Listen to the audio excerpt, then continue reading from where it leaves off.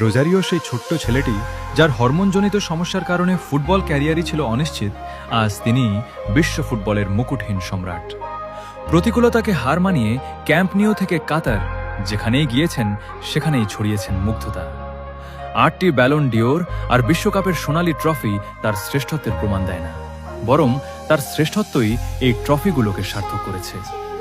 Lionel Messi football নামক মহাকাব্যের শেষ জাদুকর। রেকর্ড বইয়ে পাতা ফুরিয়ে যাবে, কিন্তু মেসির সেই মায়াবী দৌড় আর ড্রিবলিংয়ের স্মৃতি ফুটবল ইতিহাসে অম্লিন হয়ে থাকবে।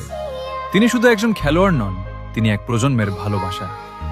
মেসি শিখিয়েছেন যে উচ্চতা বা শারীরিক গঠন বড় কথা নয়, বড় হলো স্বপ্ন দেখার সাহস আর তা পূরণ করার জেদ।